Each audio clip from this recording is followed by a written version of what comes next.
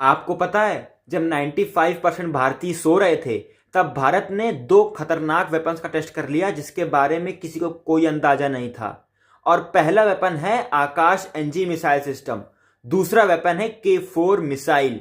अब बात करते हैं पहला वेपन क्या है। ये आकाश नेक्स्ट जनरेशन मिसाइल सिस्टम के भारत ने यूजर इवैल्यूएशन ट्रायल्स कर लिए हैं और ये भारतीय आर्म फोर्सेस में इंडक्ट यानी कि उसमें सम्मिलित करने के बहुत ही करीब आ चुका है।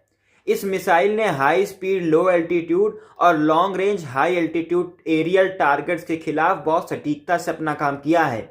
और सबसे अच्छी बात यह है कि जो ये मिसाइल सिस्टम है इसमें भारत में ही बने dual purpose solid rocket Motors का यूज हुआ है, C2 सिस्टम्स का यूज हुआ है, RF सीकर्स का यूज हुआ है और रडार का यूज हुआ है। ये सब भारत में बने हुए हैं। तो ये made in India, proudly made in India missile system है।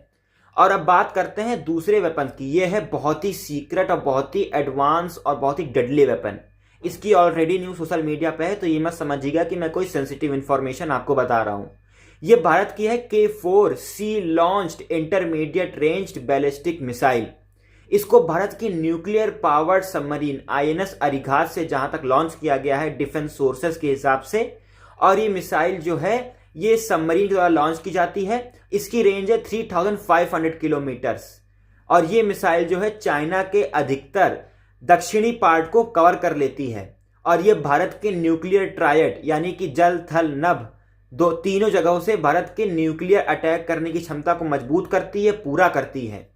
अब भारत उन चुनिंदा देशों में शामिल हो चुका है जिनके पास जल थल नभ तीनों जगहों से न्यूक्लियर अटैक करने की क्षमता है।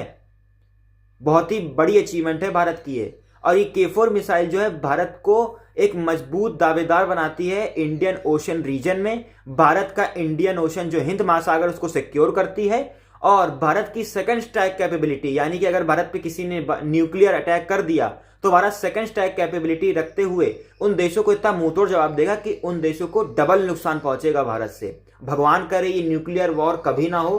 दोस्तों, वॉर बहुत खतरनाक चीज है, लेकिन अगर बात आ गई देश की संप्रभुता पे, देश के बारे में बात आ गई, देश पर बात आ गई, तो फिर हमें युद्ध से पीछे नहीं हटना चाहिए। युद्ध अगर होना लिखा है तो वो होके रहेगा, और अगर युद्ध नहीं लिखा है तो बाइट टेबल पर भी आके बात आसानी से की जा सकती है, इसको सॉल्व किया जा सकता है।